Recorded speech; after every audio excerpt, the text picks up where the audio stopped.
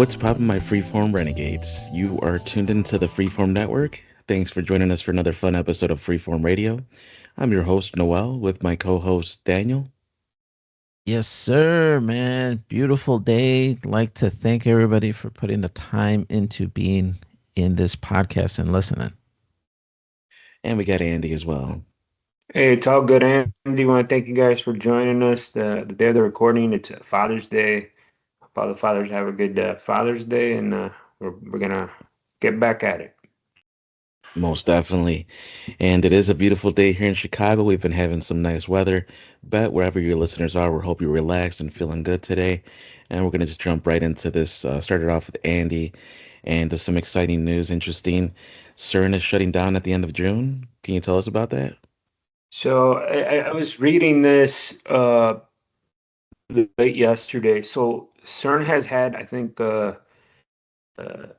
three shutdowns already. And usually when that happens, a lot of turmoil happens. They're putting that they're going to do this big update. But just to give you some context, so I don't know uh, how many times, every time CERN shuts down, uh, there's been some global events. And the first one was in 2013. Within 24 hours, for like they call them for they're doing some cleanup, some maintenance, and some updates. But the first one was in first major shutdown was in 2013. Within 24 hours, a massive meteor exploded over Russia, and one of the most powerful impacts in modern history. So that was the first one. And then the one that's coming up for this year, it's going to be at the end of this month. I think the 29th or the 30th or something. The second one, long shutdown, and they go for like years. It isn't like a month. They shut down for years. Was in 2018 to 2022. And what happened during that? The pandemic, lockdown, supply chain chaos, economic meltdown. There's political unrest, and we haven't really recovered now. It's shutting down this time into 2030. So now people are like, well, what's going to happen, right? Uh, so people are like, and the internet people are just like, well, what the fuck's gonna happen? So there's a lot of discussion, a lot of thought of what's coming, and then what's going on this year, right? America has they're dealing with inflation. It's America's 250th birthday. The whole AI thing. There's people predicting that there's going to be like an AI collapse. Uh, Musk has been talking about it for years. We're coming close where it becomes AI is going to become smarter or than humans, right? That's like a breaking point that he's brought up. There's that, and then they keep bringing up more viruses or whatever the case. We have had the one a couple months ago. It was like, oh, we might have another issue or something, and people are like, we're not worried about that. It's summer, right? And then so now people are talking. They're thinking like, oh shit, what's gonna happen every time this thing goes for updates? Uh, Stuff happens around the world, impacts about everybody. There's all these theories about what exactly that they're doing there, or the multiverse, the splitting, the whole Mandela effect, all that shit happens. They all blame CERN. But I was kind of reading about it. I was just like, damn, like maybe something is gonna happen, right? Um, we got all these endless wars. This with Trump's second presidency, the just starting shit again, and compared to his first term. And I know he's been tweeting more and more about how this deal with Iran, like we ain't paying shit, but we're getting a bunch of oil, whatever. What think of what that you will, but I'm starting to think something is gonna happen. But I just told you, what do you guys think? Like when CERN shuts down, shit happens. I had never heard about any kind of issues happening when it shuts down, so I wasn't really aware of it. And while you were talking, I tried Googling it, but nothing really popped up, at least not quickly from Google. So I'm not sure if these are like in conspiracy realms where they talk about stuff like this, and maybe just the mass public that is not aware of it or doesn't pay attention to it. But yeah, I knew an engineer that used to work for part of that, particle collider program. So yeah, I'm not really too up to speed as to the issues that would happen. I don't know if it's coincidence. I mean, because shit happens all the time, and people are constantly looking for, cause and effect. So yeah, I'm not really sure what's going to happen in June, if anything, when this thing shuts down, other than the normal shit that would happen anyways. Yeah, But sorry, yeah, go ahead. go real quick. Did you ask the guy that worked there what does CERN, what do they actually do besides trying to create the universe, right? That's like their main goal, I think.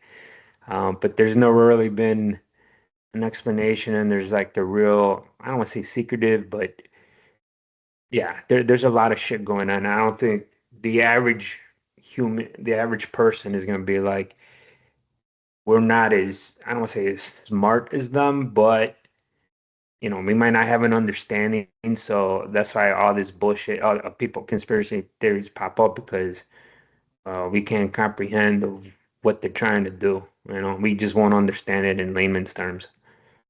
Yeah, I mean, before Noel jumps in, the little bit that he did was aware of is that it's a huge program. So sometimes the right hand doesn't know what the left hand is doing. So there's sub departmentals, and he was tasked with disposing of radioactive materials during Yeah. the testing. So he had to engineer how to remove this radioactive component and then replace it with a clean copy. And that's what he was in charge of designing. But yeah, I'm not sure what will happen. I agree with you. There's a lot of unknowns, and maybe that's just the way it is. I mean, that's how any really company is. There's not other companies that know what my company that I work for, what they're doing. Some of it's real trade secret, and some of it is kind of hearsay. So yeah, I could expect that in a bigger government situation or a bigger company like this. Yeah, Interesting no. take. What do you got, Noel? Yeah, I mean, it's the thing is before the collider was even made and all that just stuff always happened. It will continue to happen, and people sometimes will assign more meaning to it. Maybe it's more exciting that way, to make sense of, oh, this happened because of this, and there's a bigger agenda. And while there is something going on, I don't always attribute it to the super collider. I don't always attribute it to CERN. Uh, it could have something to do with it, right? I'm not disputing that either. It's one of those maybes.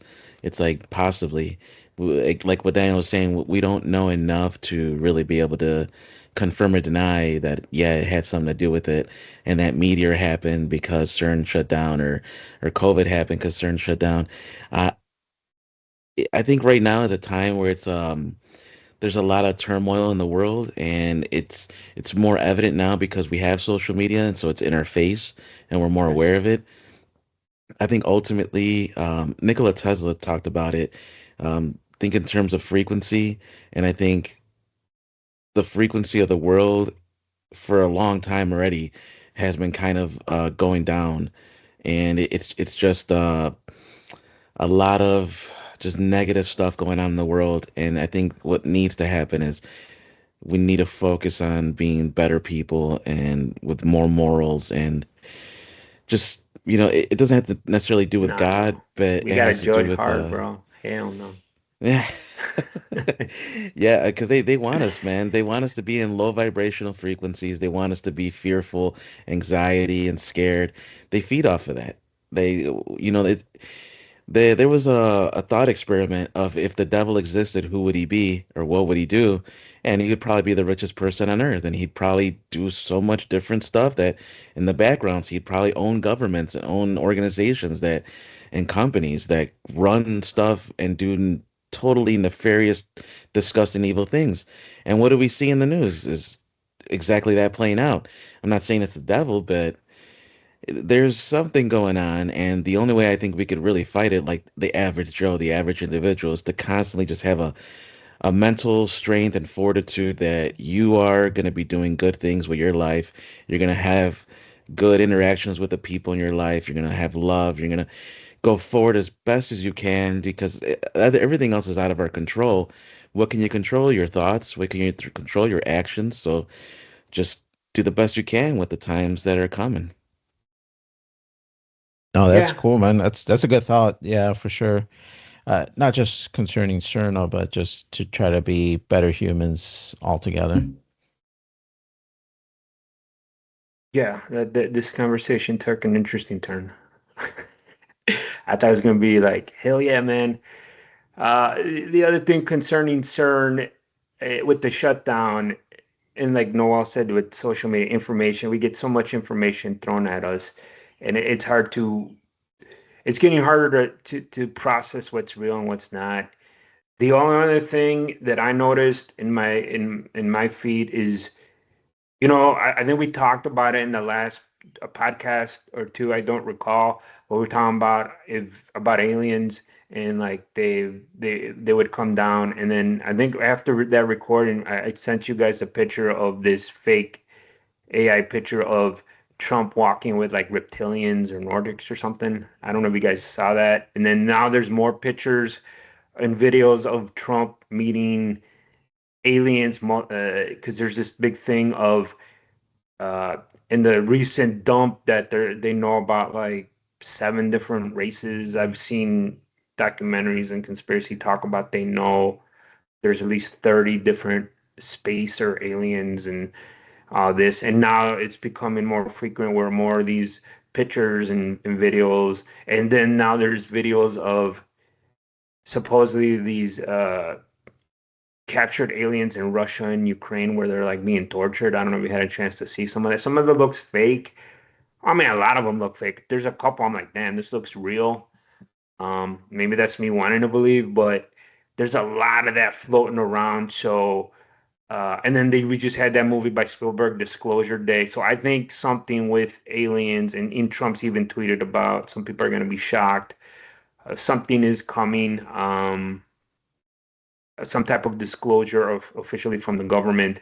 Um, and I feel CERN shutting down might contribute to that or something. Maybe they're told don't mess with this no more. Um, but yeah, I mean, the information is being thrown at us, so um, it's gonna be interesting to see what comes about in this year. And uh, it, it's still we're halfway through the year, so we'll see what happens. The only thing I want to throw out there real quick before we change out here, I know our resident MMA expert here, Noel. I know we've been having issues connecting to for recording, but the UFC at the White House, there was so much hype around this, and at the end it got real political. Did you get a chance to see it? I know I didn't get to see it. I wanted to see it, but I just didn't have time because I think it was on a Sunday. Um, What'd you think of the layout, or did you get a chance to see it? Like I thought the setup, the pictures I saw was nice. The actual fights, I didn't even see. Just I saw whatever is on social media, people talking about what happened with the Michelle Obama and all this other stuff. Yeah. Yeah, I actually did see it. And yeah, they made it work, man. I was really surprised. They set it up the outside, event, like a tent kind of thing, Hmm. covered the octagon, and they were expecting rain. There was a delay because of the risk of rain, a risk of a thunderstorm. Yes. And that's another thing with the conspiracy theories. Like people already, talking about how the government controls the weather because coincidentally Hmm. the storm passed completely around the White House, left and right of the White House. Like it's like a circle. It like surrounded it instead of going through it. So the storm is like, yeah, you know what? Let me just skip the White House, which is just very, very strange. But hey, it worked out. They ended up no rain, no thunder, nothing. Everything was nice. Get the The harp going. Get us out of here. and the fights were great. Every single fight had a finish, a TKO or a KO. And so it was just exciting fight after exciting fight. The main event, one of my favorite fighters. I've been watching him since he joined the UFC. He originally was in the World Series of Fighting. Justin Gaethje was a champion there, came over to the UFC.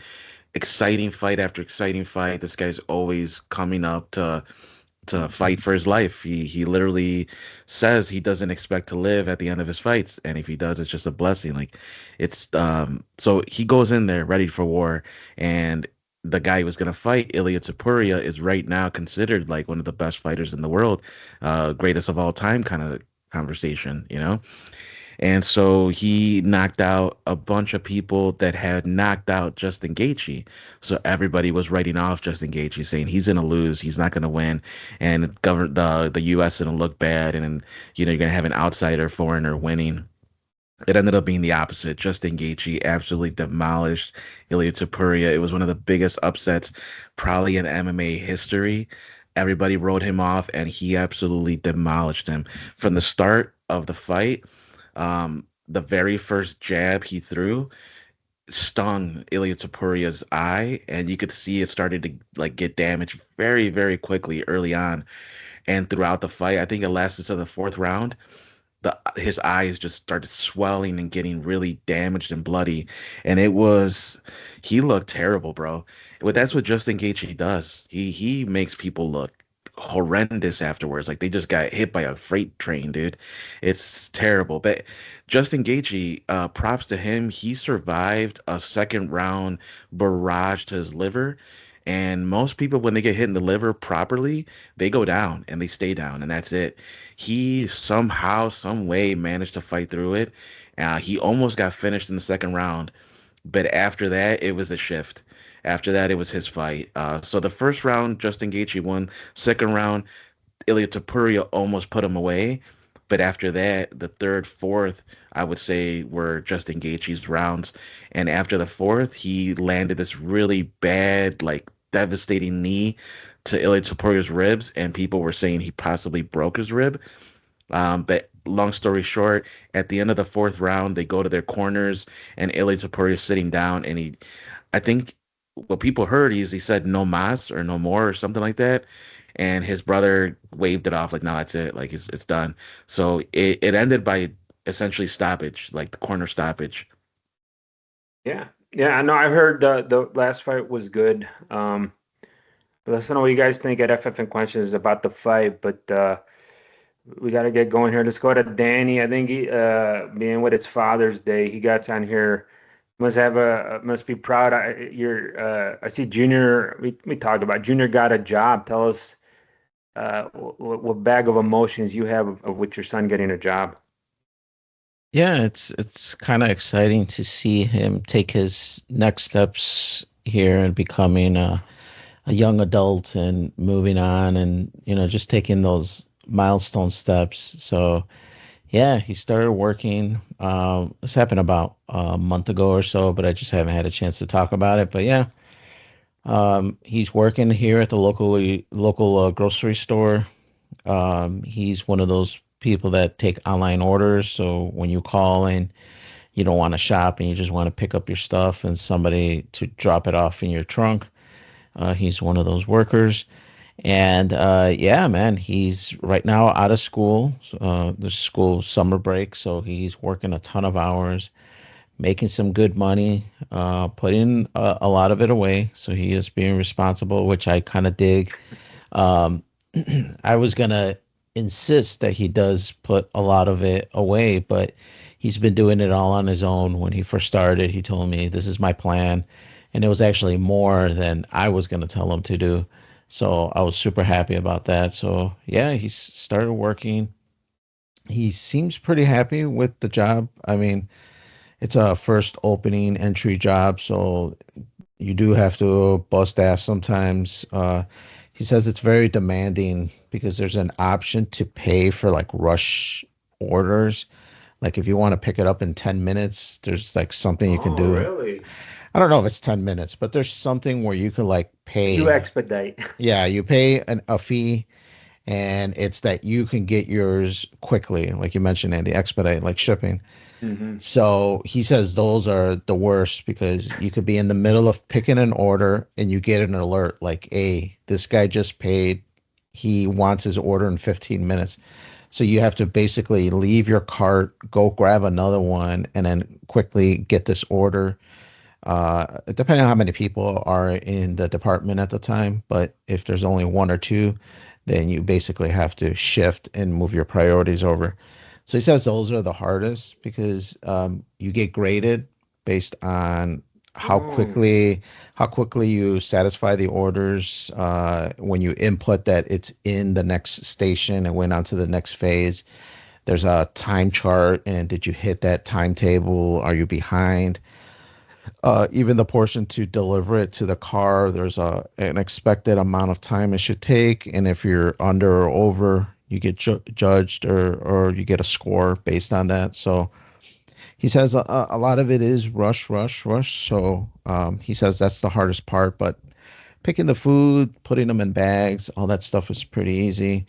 But there is a high demand in being efficient and quick. So I told him that's how most jobs are. So don't let it stress you out. You do a good job and you put a good effort in, and everything else will hopefully pan out. But yeah, he's been there for a month. He's happy. He's got some good checks coming in, saving up a bunch of money. So I'm happy on that aspect. But yeah, he started working, and I didn't have it in my notes, but he actually has his car as well now.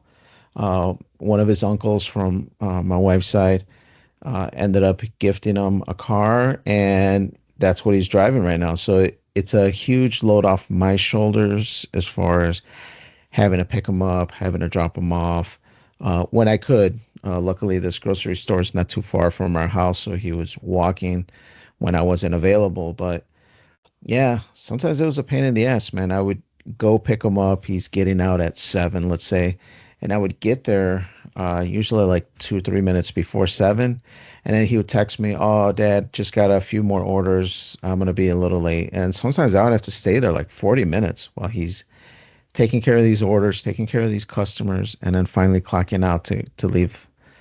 So yeah, I'm glad that he's got a vehicle. He's driving himself to work and driving back. So hopefully that works out, and he can just continue to take these steps moving forward, man. But yeah, super excited.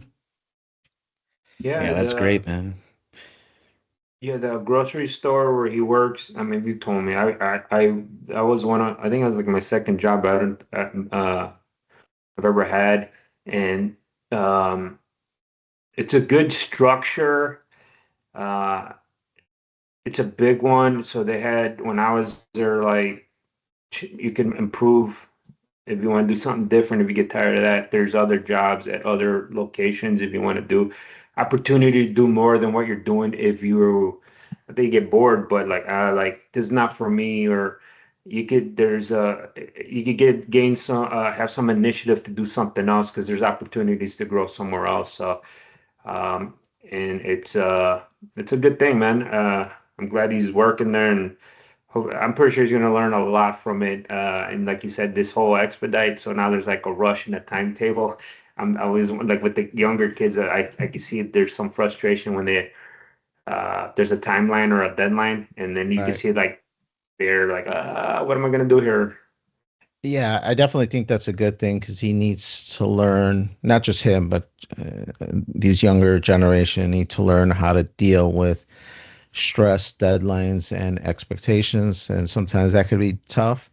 Um, but yeah, he just needs to learn how to cope and deal with it, which he has. So sometimes he does come home a little more tired because it was a rush day, and you could see it in his face that it wore him out a little bit. But I think these are all good learning tools. And yeah, his chart for his department. There must be like a dozen workers in that department. And when he first used to get the schedule, he was at the very bottom. And he told me that they put him in the order of employment. So the one that's at the very top has been there in the department the longest, and the one at the bottom are the newbies, the guys that are in training. Well, now he's in the middle of the the schedule. So I told him, I'm like, yeah, are people quitting or what's going on? And he's like, yeah, a few people quit, and then a few people move on, like you mentioned, Andy, to new departments, became cashiers, became stockers, became the deli or whatever other stuff they have open. So yeah, he is excited to eventually maybe move over to cashier. So yeah, we'll have to see how it pans out. Definitely a good learning experience either way. And now he's got a car, so he definitely has to make money to keep paying insurance, gas, plates, registrations, and all that other good Hey, stuff in life, man. when he's out and he's like, he drives, you ever just text him like, "Hey, go get me a Frosty or something from Wendy's. Go drive over there before you get home and like and just go and just like you got money, buy it from me." You should do that No, just to see. Oh, your mom wants something like a shake from McDonald's. Get it for her. And I just yeah, let me know his reaction. I'll definitely have to test him. But he did ask me like yesterday. He was up in the morning and he worked in later that afternoon. And he's like, Dad, I'm gonna go to McDonald's for breakfast. You want anything? So he did offer if I needed anything. I don't know if he was gonna charge me because he was going to McDonald's for breakfast, but yeah, yeah. Well, I'll have to test him and let you know. It's But, hilarious. but yeah, just a couple other quick things. With me, I beat GTA. I think I kind of mentioned it that I had modded the GTA game, GTA 4 that I had. Uh, it was on the PC. I'm not a PC gamer per se. I know Noel's the PC gamer on our crew here. But yeah, I saw that they had a good mods for improving GTA 4, and that was one of those games that are it's kind of stuck in the PlayStation 3, so I was unable to really play it anywhere. So I went out to the PC. I was really super happy. I mentioned it before. The mod was real awesome. It was real stable, running very well on Junior's old PC that he gave to me when I got him his new one. But yeah, man, I finally beat it. Never beat GTA 4, even in the original PlayStation 3 when I played it the first time. GTA games are pretty big, man, and sometimes it's really daunting, just everything you need to do. But the story was actually pretty good in GTA 4. I don't know why I didn't beat it the first time. But yeah, I stuck through it, finished all the missions, finished all the side stuff, and then beat the game. And it was super excited, man. I was really happy to beat it.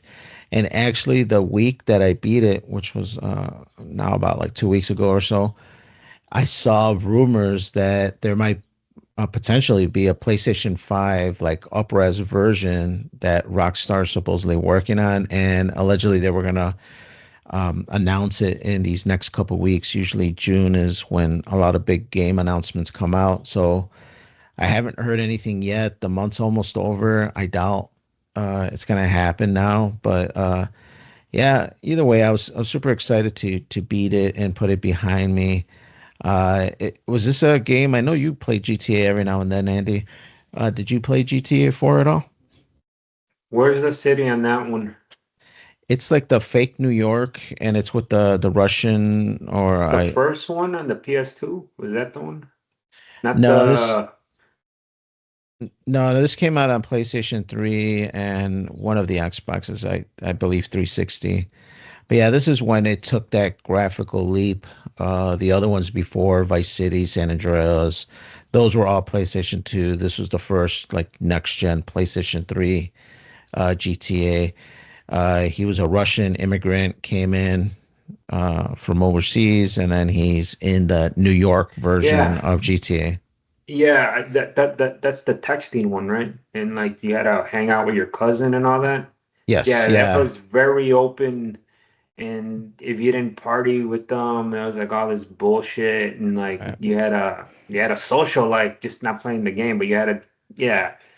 Yeah, I remember playing the hell out of that, but I was just like I felt like I wasn't advancing in the story, and I just kind of gave up. But I do rem now that you mentioned that one, yeah, the Russian guy or the yeah with the heavy accent. Yeah, I remember playing that. Man, it seems like it was a long time ago. Yeah, it's just I remember it was so much shit to do in there, and I'm like, I just want to get through the story mode, and I felt like I wasn't advancing enough, and I kind of gave up on it. No, for sure. I know exactly what you're talking about because in real life, I don't really like socializing a lot. So this game was definitely triggering parts of me that I don't really care for because those friends of yours, they can bug the shit out of you. It's like every other mission, hey, let's hang out. Hey, let's go do And you this. had And a I'm just, girlfriend or something too, right? yeah, It you was have a something weird. girlfriend that Yeah. you got to Yeah. maintain all these relationships. Yes. Noel, I kind of heard you laughing. Did you play this one? Yeah, I haven't beat it. I actually still do have to go back to it and finish it. But I agree. Yeah, they bug you a lot, and it gets annoying. I'm just spamming the hang up button or like the the proceed button. Like I don't want to talk to these people, man. Trying to kill some people here. Yeah, yeah, for sure. But very cool game. Took some big leaps and changes, graphical and just stuff that was in it from the GTA 3s, the San Andreas, the what was the Miami one called? Vice City. Vice City. Yeah. Yeah. So it definitely took a leap and a big jump from there. And yeah, this next one is coming up soon. They Next week. announced the date, the pre-order dates. I think pre-orders take place this week, the week of this recording that we're recording. So it's going to be exciting to see their pricing for this new GTA 5, or I mean GTA 6. Not sure. There's some rumors that this might be like an $80 game, maybe even a $100 game. Yeah.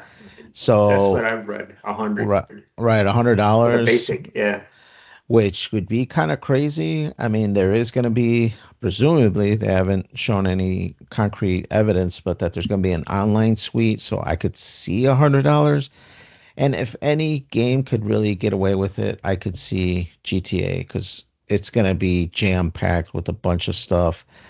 But yeah, I'm kind of worried that it's going to go down the GTA 4 and it's just going to bug you. There's going to be a bunch of text messages. They're talking about there's going to be a social aspect like like Twitter and Facebook where you're going to be posting videos and responding to posts and I got a feeling it's going to be a little overwhelming for me because as you know Andy and Noel, I'm not too social at times and I like to reclude to my own little devices here and I kind of stay away from the world. So I don't know. It is very enticing. It's going to be exciting, but not sure how much I'm going to play. And especially day one, I'll probably hold off and pick it up much later. But yeah, yeah, I think that's about all I got for this week. Let's jump over to Noel. Yeah, watch Tulsa King season three. I know we spoke about this briefly yesterday. Pretty good TV show. Give us your thoughts on did you like this thing season three? So yeah, I would say yes. I enjoyed it. Overall, it was an interesting season, and it did progress a little bit in terms of the plot and all that. Um, I don't want to give any spoilers, so it's going to be kind of difficult to go into too much detail. But essentially, Sylvester Stallone plays his character Dwight Manfredi. In this first season, he gets out of prison after having spent like 25 years in prison to not snitch on his crime family, the Intervises, or I Hmm. forgot their family name, but so it's like the mafia, right? The mob or whatever. And he didn't want to snitch on them, just took all his time. He got out, and they pretty much kind of give him like the boot, and they're like, nah, here, get out of here. Like we don't need you in New York. So he goes to Tulsa, Oklahoma. That's kind of where they send him to kind of bring their business out there. And so with nothing, this guy goes out there with nothing and he immediately starts, making these power grabs and getting these businesses. He starts off with like a weed shop and then a restaurant bar. and then a casino, and it just keeps getting bigger and bigger and bigger. And so the third season, where we are now, he decides to invest in this like brewery, distillery type thing. And there's the guy that plays the Terminator in Terminator 2, the T-1000 or whatever it is, the one that's metallic. I forgot what his name is. He was also in Sopranos, so it's interesting to see him in this show. Davey. Man, Wasn't it Robert something? And or is your wife? Robert Patrick, yeah, Yeah. Yeah, And then he yeah. was in, I think, Sons of Anarchy too. Yeah. and I think X-Files as well in the later X-Files. Yeah. seasons. Yes. Yes. So yeah, it's like full circle. I saw him. I'm like, holy crap, this guy's in this show now. And yeah, he plays this character named Jeremiah Dunmeyer, very like southern, like almost like a southern mob kind of thing. And he has this huge like plantation estate, and you could tell like he's one of these guys who doesn't really, he's like not completely racist, but he does have this like certain look at Manfredi, like this is, Italian Guinea, like what the hell is he doing over here with his mob bullshit? Like we run this town kind of thing. And so he didn't want him to have that distillery. He was in negotiations to buy it, and it was on auction. The family was gonna, I guess, sell it, and they were being forced, strong armed by Robert Patrick's character. And Manfredi, being Manfredi, is kind of a good guy in the show. He's ruthless to an extent, but he's about family and about loyalty. And he does have, if there's a profit to be made and the people that he's going to make it from are good people, he'll help them out. And so he did, offer, hey, if you need protection from this Robert Patrick character, we'll protect you. And it gets pretty crazy. It gets pretty wild. A lot of people die, and in pretty some graphic ways. Um, I would say it's a pretty decent season. I'd give it like a 7.3 out of 10. It could have been a little better. There were some moments where it's not as good as the first season, which is more, I guess, it felt more like Sopranos. It felt like more like I was Yeah. watching that.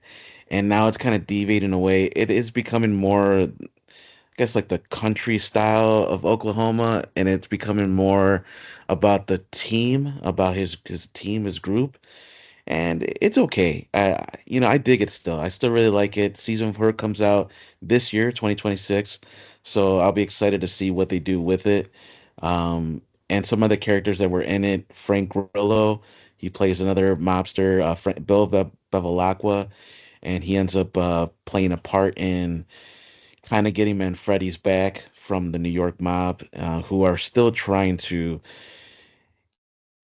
kind of do Manfredi wrong. Despite all the time he did for them, they still don't really value it, and they feel like he owes them. And so they're like, "Hey, you're getting all this money over here in Oklahoma. Like, where's our kit? Where's our part?" And then they wanted to get 80% of his business. And he's like, "That's unreasonable, man." And so now they're kind of at war with him. And so I'm not gonna give any more spoilers, but there is a new character in there called Quiet Ray. He runs the New York. He's kind of like the head honcho in New York, and so he's really pissed off. He wants more money, and it's just greed, is essentially what it is. And Manfredi knows. There's also a really cool cameo by Sam Jackson. So Sam Jackson's in the season, and I was surprised to see that. But they have a really cool last episode with him, and it's just interesting. I'm really digging it. I don't take it too seriously. I think if you go in it with that mentality, like it's just a fun show to watch, I think you'll enjoy it. Yeah, I agree. Like I mentioned to you, Noel, yesterday. I watched it. Good season, not great. It's becoming a little repetitive at times. But yeah, they did introduce some new things, some new characters, new actors that was really exciting. And like you mentioned, that Patrick character, um, it was all really good. Just not as great as season one. Yeah. Yeah, we watched the first two seasons, me and my wife. I forgot the second season, halfway through it got a little weird, like cartoony to me. Like it was getting predictable. And then I forgot. I didn't know season three came out late last year. Yeah, late last year. So uh might check it out. And I did like the only reason I watch is because Stallone, and like you said, he's ruthless, and then the whole thing with the New York and him and all that, and that got kind of wrapped up in season two, but I still like they're still messing with them in season three, huh? Yeah, you'll see that they pull him back in kind of thing. They're like, "Hey, why don't you come back to New York? You'll get all this, whatever you want." And he's like, "Nah, I got my new family over there. We're good." And they're like, "Well, what do you mean?" And they kind of took offense and, "Well, give us some money." And it's just it's the typical mentality, of what we've seen in mob shows. They Right. always want more. They always want more. So. But yeah, I'm excited to see what season four brings because it did kind of leave some things unresolved. Some characters that are still, going to be playing a key part. So we'll see how season four is. I'll keep you guys posted. But um, moving on, another thing I did is I beat this game called One Piece Unlimited World Red. It's based on an anime that I grew up watching, One Piece, which is still going on to this day, 27 years later. Kind of like The Simpsons, like it's just been going on forever. And so this game is one of many, many, many games that have come out since the show started. This originally came out on Nintendo 3DS. I never owned that console or that handheld, so I got the Steam version, which I think is a port from the PS4 version. It came out on PS3 and PS4 several years apart. But anyway, long story short, this game is pretty fun. It's one of those shorter games, like about 12 to 15 hours, depending on what you do, how far you want to take it. Really, it's up to you when you want to stop playing because you beat the story relatively quickly. It's about 9 chapters, so 9 main missions, and each main mission is, I don't know, maybe 20, 30 minutes, something like that. It's really the side quests and the RPG elements where you level up your character. You actually expand the town, so you acquire materials. You kind of go to this main shop and you're like, hey, I want to expand.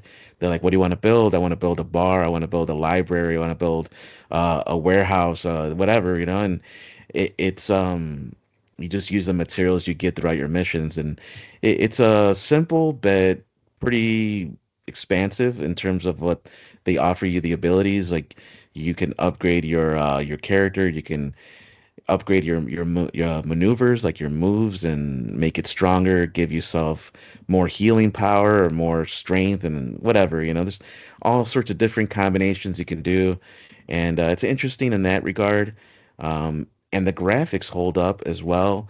Despite being a game that came out, I think it was 2013, 2014, so it's over 10 years old. It still looks really sharp.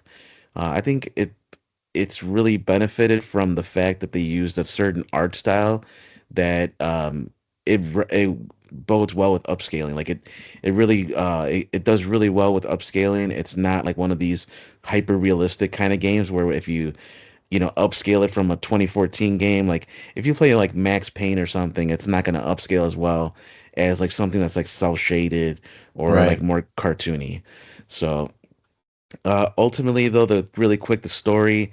It's what's cool is its own story. It has nothing to do with the anime except for the characters. And so this character, a new one, the villain, is Patrick Redfield. They call him the pirate known as Red. He used to be a former admiral of the world government. And one of the things about the show is they deal with a world government, a one world order that just has their clutches and everything.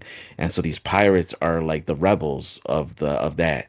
And so this character, Patrick Redfield, he's like this vampire type character who has this ability to suck your blood, and essentially make you wither in old age while maintaining his age. And I think at this point he's like 80 years old, but he looks like he's 20 or 30. And so it's interesting, the whole Dracula aesthetic and the vampire uh ability. It was something cool specific to this game, and I would probably give it like a 7 out of 10. That's like the typical consensus too in the reviews here. Short game, but fun nonetheless. Just something in between, my next big game. So yeah. Yeah, I know Junior was into One Piece for a minute, and there was a few that I was interested in buying for him so we can play. This one doesn't sound familiar, so I'm not really sure which one was the one that we were looking into, but then we didn't end up buying. But yeah, these games can be kind of big, depending on what its structure is. Sounds kind of interesting with the vampire twist. Yeah, no, it's really cool. And it's a fun game, just a chill one. Nothing too crazy. There's other games that actually I'm looking forward to that are One Piece related, but this was one of those that I was like, you know what? Before I get to those, let me. I think I picked it up for like $5 or less, probably like $3, $4. So it was a super cheap game on sale, and it was fun. I do recommend it to anyone that's into One Piece, or even if you're just into like just playing a fun, chill RPG with some town s- kind of sim aesthetic. Like you're kind of creating this town a little bit. And one last thing I'm going to say, just really quick before we get to the article, it's since we're talking about vampires and all that stuff. I watched this movie Dracula. There's so many different iterations. This one came out in '73. The director's Dan Curtis. He's been in the horror realm for decades. He passed away in 2006, but he was part of a bunch of different horror movies and TV shows as well, mainly Dark Shadows. That's one that he's most known for. And Dracula, it's essentially Bram Stoker's Dracula, the same story, but told in a different way with Jack Palance as the main actor playing Dracula. And What? Jack Palance played Dracula? exactly, dude, Holy exactly. shit. You And think I'm it a, was I'm a like some pretty cowboy and shit, not Dracula. exactly, dude. Such a contrast, man, from City Slickers to that. Yeah. So if you've never seen it, highly recommend it. It's actually a really good movie. And I think it's in really good quality too. If you watch it, I think on Amazon Prime or Tubi or it's on one of those free streamings. That's how I saw it originally, and then I ended up buying the Blu-ray after because I was like, this is actually good. It's got a 6.2 out of 10, 3,000 votes. But for a horror movie from the Holy shit. 70s, definitely worth it. He also has more energy than I thought he would, but he was younger too. It was the 70s, so he's probably like 40, I think. Um, he had more I'm energy. I'm looking at a picture of him, and usually you think Dracula looks young. He looks like an old Dracula in this one. Yeah, well, Jack Palance always had that like mature look to him. He was born in 1919, so yeah, in 73, yeah, he was almost going to be 60 years old at the end of that decade. So yeah, he was a little bit up there, but yeah, no, it's definitely worth watching. If you've never seen it, Andy, I highly recommend it. It's definitely worth watching if you've seen the other Draculas. I'm always trying to find like the next one to watch because I want to see the different takes on it. I like it, so yeah, recommend that one. But Yeah. but yeah, I think that's it for the week here. Let's go ahead and get into the article of the week.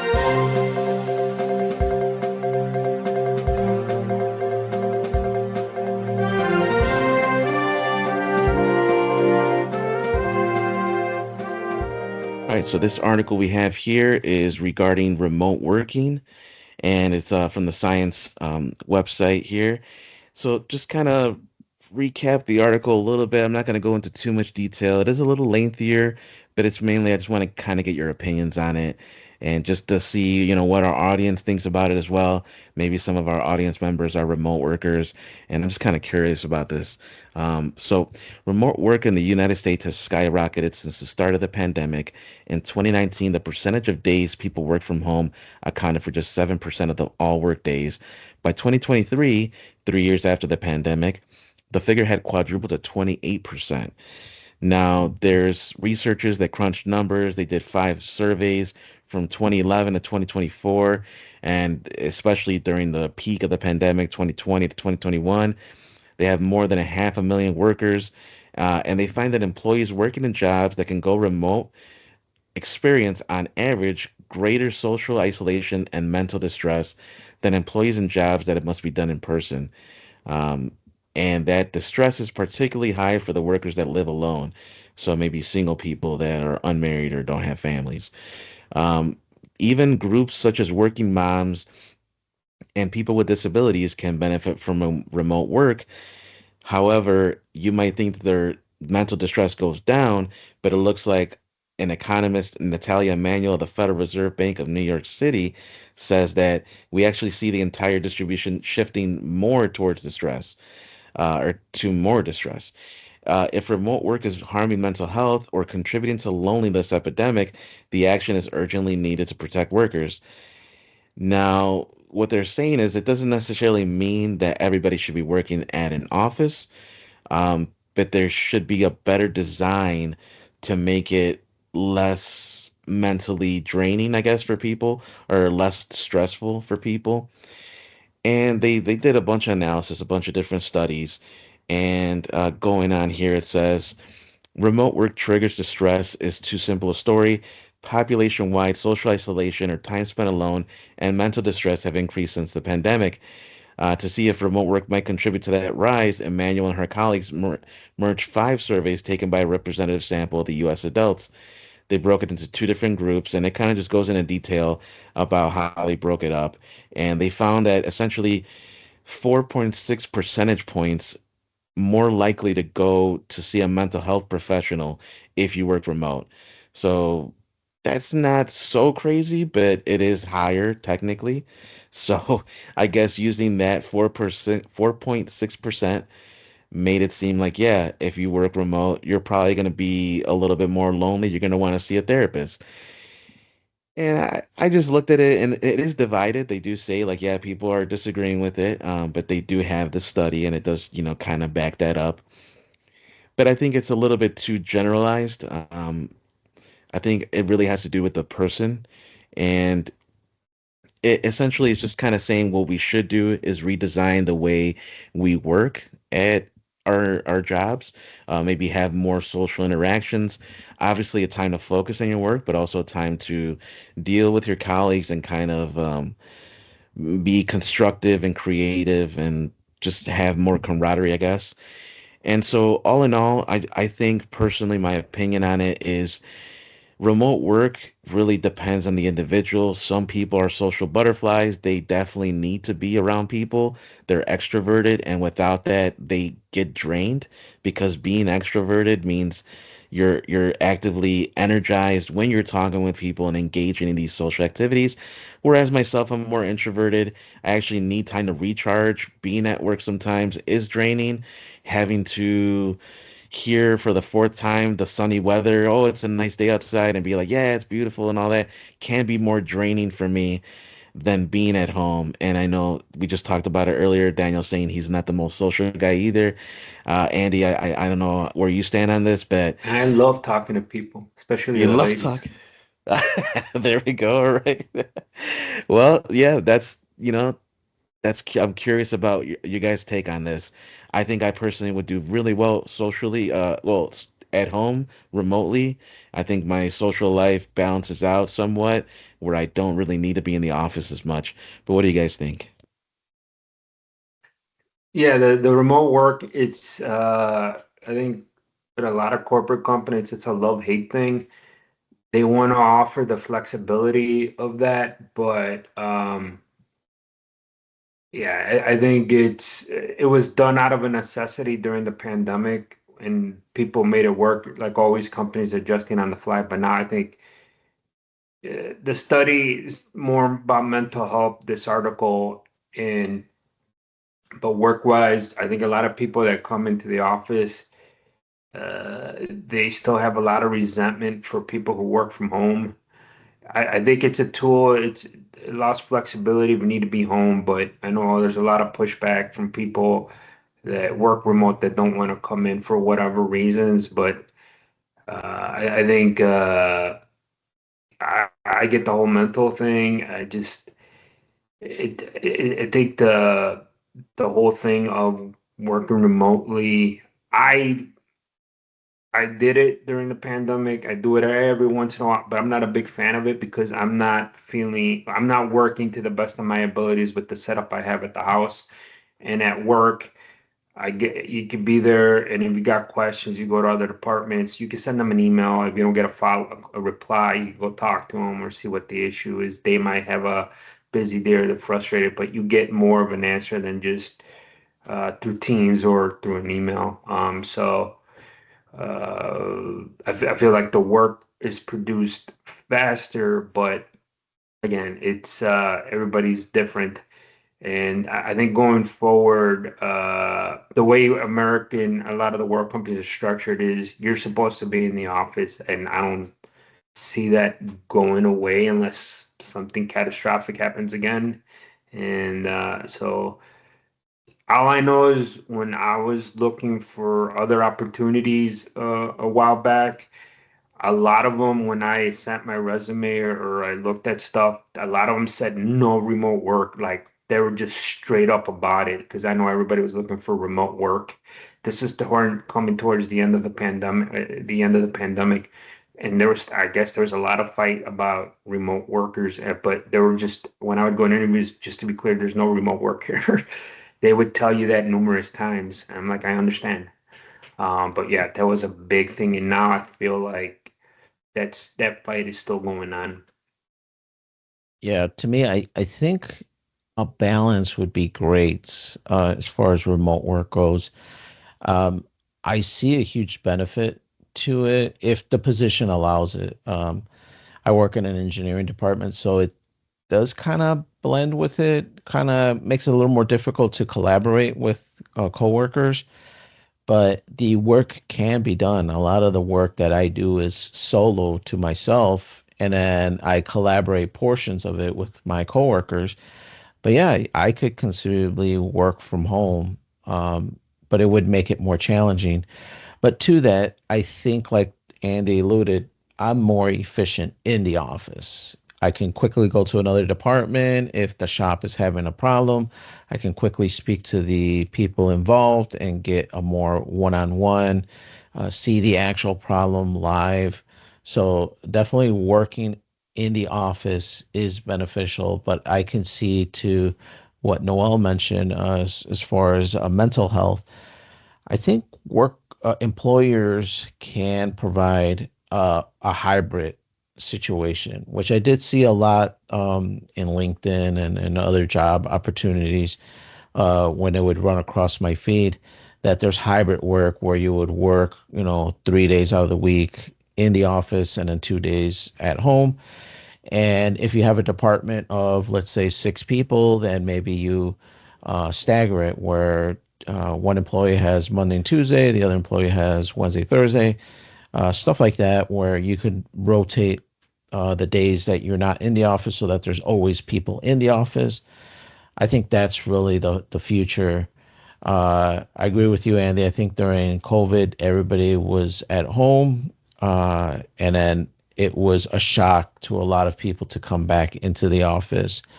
I know we're not talking about schooling, but while the pandemic was going on and junior was remote 100%, as soon as the school opened up and they were allowing people to come back, I told my wife, I'm like, he's going back to school because there is a lot of social things that you don't get when you're solo and you're just sitting in an office. And although my son is kind of a solo kid, he doesn't really, he does have friends, but he doesn't hang out with them constantly. I was afraid it would make him even more so. So I wanted to push him back into the school social aspect of it so that he can develop those skills. Because when you're in the office, you do need to learn how to communicate with other people. So, anyways, going back to the remote, I think it's beneficial. I think companies that make the harsh correction of no remote, I think that's going to be a difficult pill to sell to younger employees. Yeah, you guys make some really good points. Yeah, going back with Andy about your setup not being the most conducive to getting productivity.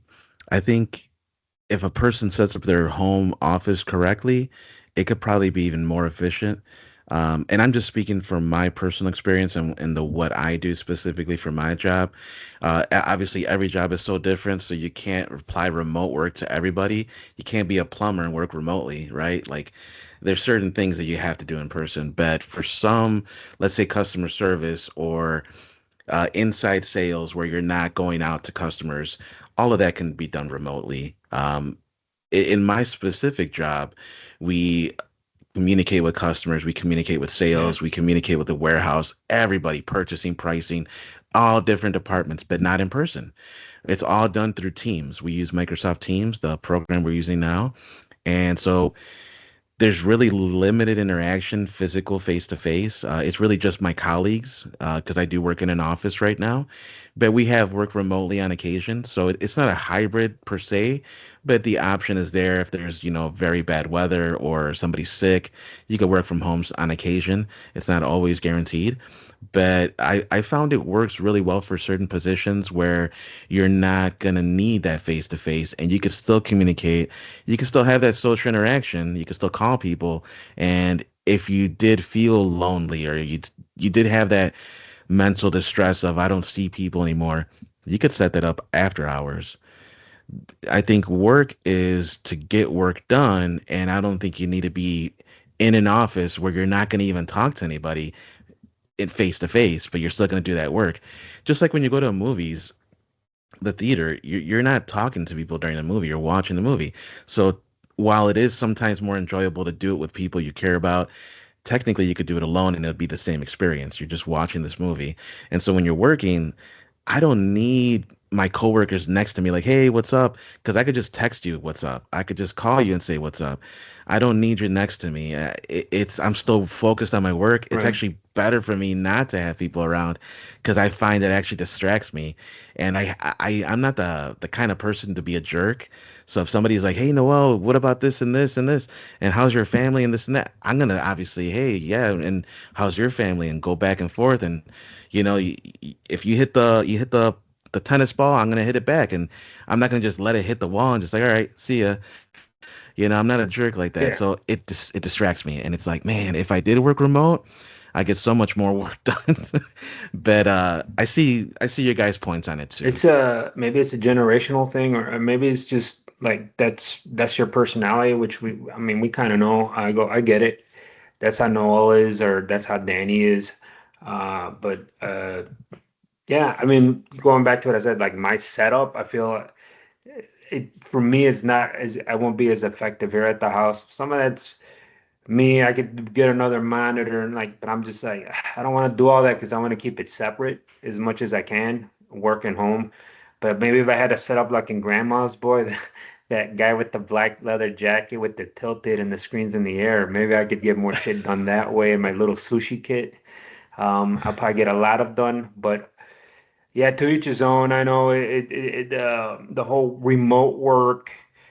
It's becoming in the workforce not a big issue, but it's still a lot of people trying to keep it as much as they can because yeah, working from home, you're like, okay, I'm not as busy right now. Let me do this, that inside your house, or let me try to schedule this appointment to come fix this, and you're not completely focused at your job. You're focused on trying to multitasking. Danny's heard my views on multitasking. You're just not 100% focused on your job. Yeah, no, I agree. When you're at home, it's too easy to get distracted. I know Noel's talking about getting distracted at work, but I think Yeah. it's just as easily getting distracted at home with the dog is barking. Let me let the dog out. And then now that I'm letting the dog out, oh, my garbage needs to be thrown out. Then you throw out Mm, the garbage. And then before you know it, you're 10 minutes into it, and that's 10 minutes that you're away from doing productivity for your company. So I could see it both ways. I think I can work well at home because of my job. I do have a setup with dual monitors, so I won't lose as much. I have keyboards, I have everything I would need to work remote here. But I get your thoughts too, Andy, about trying to keep it separate, trying to be at site as best you can. And I do agree. To me, that is when I am the most efficient for the company, is when I'm there. But there's a huge benefit. not just mentally like we were talking about, but even car wise, gas, just the wear and tear on driving, dealing with the stress of driving. I Yeah, mean, and I that's the worst myself, part of it. yeah, I mean, I drive pretty far. I mean, it's not ridiculous, but it's half an hour, 40 minutes. And to not have to deal with that, bad weather, like Noel mentioned, those are great opportunities that employers can give you to just work from home. I think that's the best time. I was like, fuck, I wish I would had more, do more remote is when we have in winter with the storms. Yeah, yeah. I just look Right. outside like, now I'm gonna work from home today. And Yeah. like, hell no, I'm not driving. A commute like Danny says, like 40 minutes can turn into an hour plus because depending on the conditions of the road, everybody Right. drives slower. It's just Hmm. a whole freaking mess. And And that's like I God said, forbid that you get into an accident or something. yeah. And then Yeah. that's when I'm like, I need flexibility. I need to work from home. That's why I'm out for 100% remote work.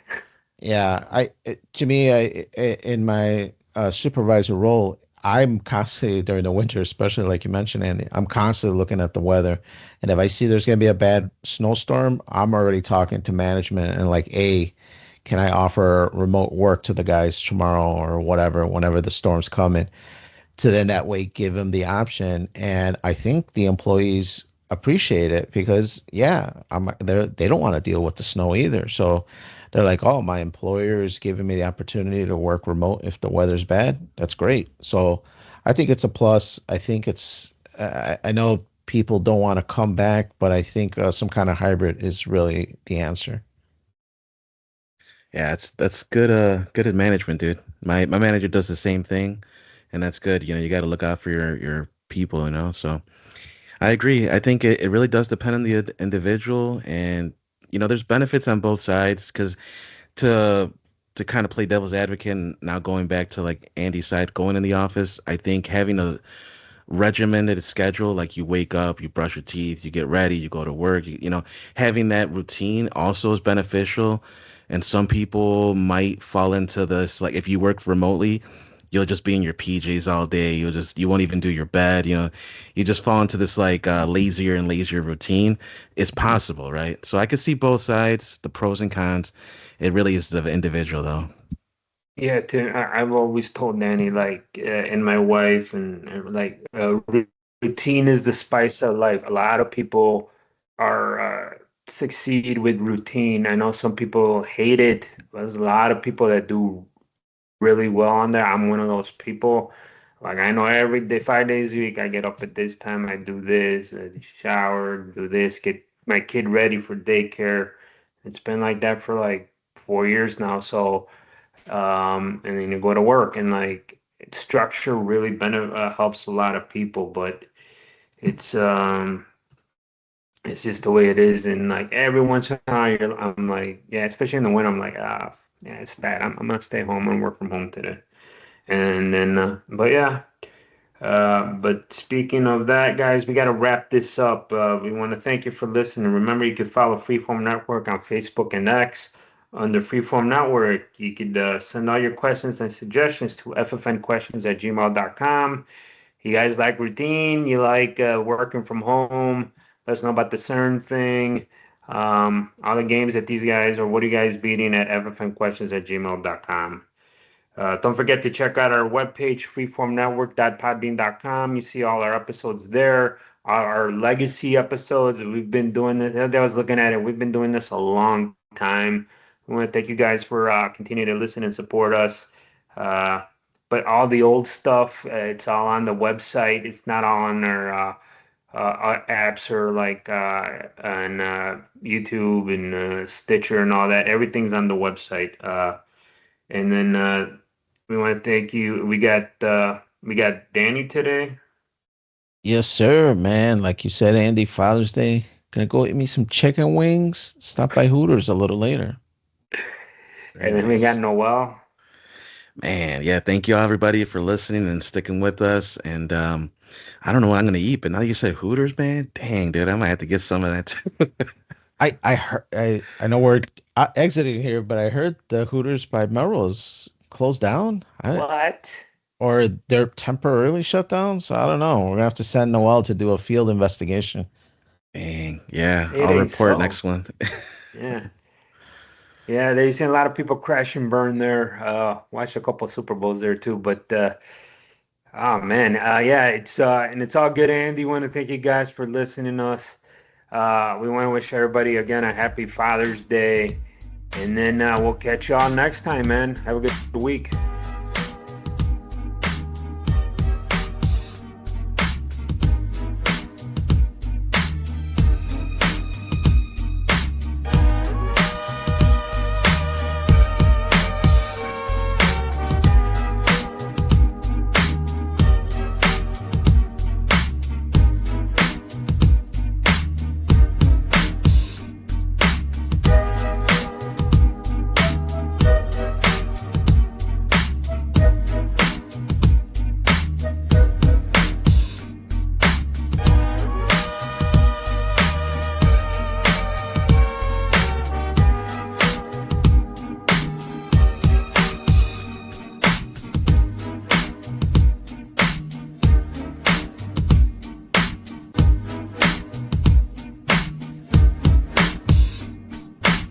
That was cool, Dad.